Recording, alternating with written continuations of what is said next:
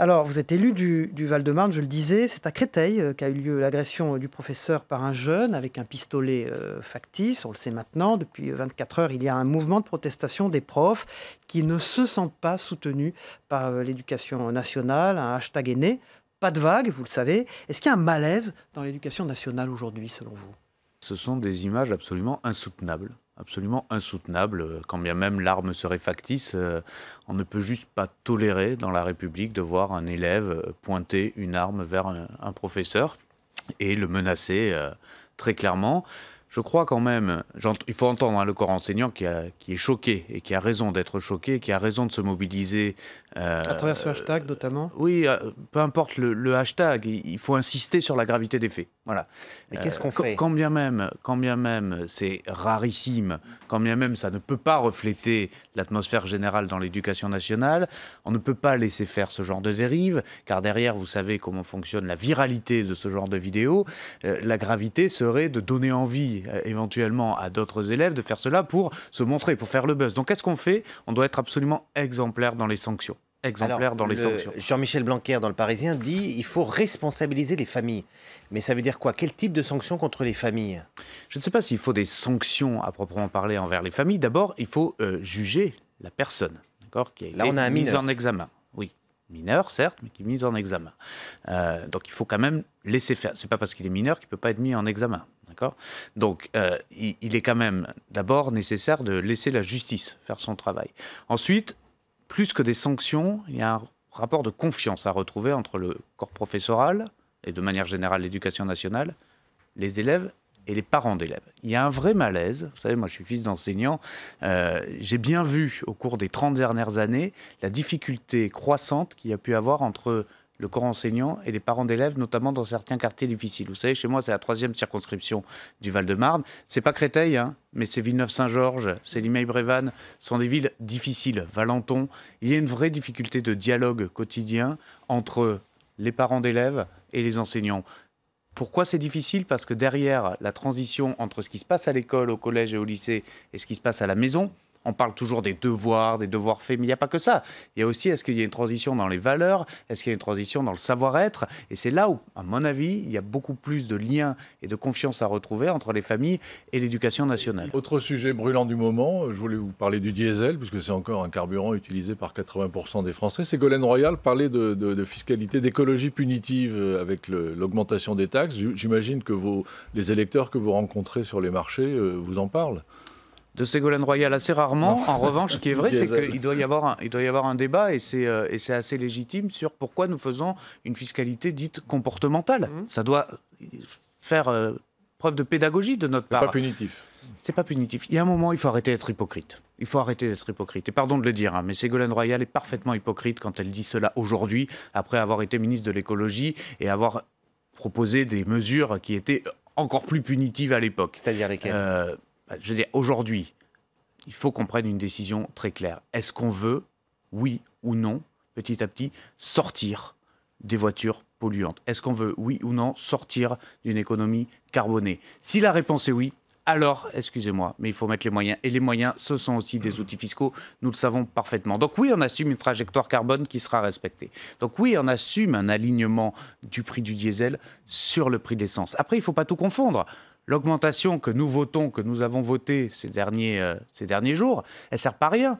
Elle sert à financer, par exemple, la prime, justement, à la conversion à des véhicules propres. Elle sert aussi à financer toute une série de mesures qui, sont utiles à la transition écologique. Laurent Saint-Martin, vous êtes vice-président de la Commission des Finances. Hier, vous siégez encore, même cette nuit, vous avez fini à 3h du matin parce qu'il y a beaucoup d'amendements. Et dans les amendements, il y en a un qui concerne et qui a été voté par des membres de La République En Marche, la modulation de la CSG. C'est-à-dire la CSG pour les retraités modestes sera, selon cet amendement, plus faible. Ça va contre l'avis du gouvernement. Est-ce que c'est le début de ce qu'on a appelé sous le quinquennat précédent une fronde? Il y aura un débat dans les prochains jours dans l'hémicycle pour savoir si effectivement cet amendement sera adopté à nouveau en séance publique. Je vais vous faire un pari, je peux me tromper, mais je vais vous faire un pari. Je pense qu'il ne sera pas voté parce qu'une majorité des députés de La République En Marche et du MoDem sont conscients que nous avons besoin de rester cohérents par rapport à nos engagements. Je suis contre une progressivité de la CSG pour plusieurs raisons. D'abord, je ne veux pas qu'on mette encore plus de complexité et de difficulté dans la lisibilité de cet outil fiscal qui est la CSG. D'accord ? Deuxième chose, je pense que ce n'est pas juste et que la CSG n'a pas été construite comme cela. Et je ne veux pas aller petit à petit vers une sorte de fusion impôt sur le revenu et CSG. Ce n'est pas notre objectif, on ne l'a pas fait pour ça. On a dit depuis le début que la CSG, on l'augmentait pour que les 20% des retraités les plus aisés pouvaient financer davantage ceux qui travaillaient, et notamment les plus précaires. Parce que ce sont, mine de rien, ceux qui travaillent aujourd'hui, qui consomment plus, et surtout qui financent les retraites de ceux qui aujourd'hui, justement, sont assujettis à l'augmentation de cette même CSG. Donc il faut être cohérent. Je ne suis pas favorable à cette modulation de la CSG qui, sous couvert de plus de justice sociale ou fiscale, finalement derrière va créer de la confusion, de l'illisibilité et surtout va manquer de respect par rapport à notre promesse initiale. Un autre amendement, et cette fois dans le texte du budget, dont on a beaucoup parlé, le crédit d'impôt pour l'accueil de réfugiés. Vous votez pour ? Non, je vote contre également, car je suis soucieux d'un équilibre budgétaire global et je me méfie beaucoup des effets d'aubaine que peuvent avoir un certain nombre d'amendements. Donc je n'ai pas co-signé cet amendement de mon collègue, même si je comprends la finalité qui peut être tout à fait louable. Écoutez, il a été voté, dont acte. Moi, je pense que ce n'est pas quelque chose de responsable. Ce week-end, c'est le Conseil national de la République en marche. Alors Christophe Castaner est entré au gouvernement comme ministre de l'Intérieur. Il quitte donc la direction du mouvement. Vous cherchez un chef. C'est qui le meilleur profil pour vous ? Nous verrons bien. Il va y avoir une campagne interne qui va se dérouler. Moi, je veux juste deux choses très claires. Un, je ne veux pas que le ou la future déléguée générale du mouvement soit ministre en même temps. Je le dis très clairement. Marlène Schiappa, vous êtes contre ? Sauf si elle quitte son poste de ministre. Mais a priori, elle n'a pas été renouvelée. C'est partagé par tous les Non, je vous donne mon point de vue personnel. Pourquoi le cumul est... Parce que... Vous êtes contre ce cumul ? Oui, je suis contre ce cumul parce que nous allons avoir des échéances importantes à venir. Et je veux, moi, personnellement, un délégué général qui soit à temps plein là-dessus. Donc, effectivement... à temps plein ou presque à temps plein. En tout cas, il est évident qu'un agenda de ministre ne le permet pas. Un parlementaire, ok, mais pas un ministre. Un parlementaire peut davantage, effectivement... Et parmi les noms qu'on cite, vous avez un favori ? Oui, moi je peux le dire tout de suite, je voterai Stanislas Guerini. Je le soutiens ouvertement, sans aucune difficulté à l'annoncer, mais il y a d'autres bons candidats et je veux surtout que la campagne se passe de la façon la plus bienveillante possible. Qui est actuellement Stanislas Guerini, porte-parole du groupe à l'Assemblée. Mais est-ce qu'il n'y a pas aujourd'hui un malaise quand même chez les militants de La République En Marche, une déception 1 an et demi après l'arrivée au pouvoir, un problème de verticalité des décisions qui tombent d'en haut? Est-ce que... Moi, je ne ressens pas de déception puisque... Une vingtaine de référents départementents sont partis, par exemple. Il y a le fond et la forme.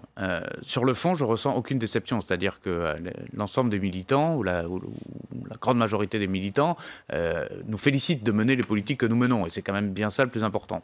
Après, sur la forme, effectivement, le mouvement a des progrès à faire. Et on ne s'en cache pas. Il y a effectivement aujourd'hui trop de verticalité. Ce qui faisait la force de La République En Marche pendant la campagne, c'était ce mélange sain, ce subtil mélange de verticalité et de transversalité.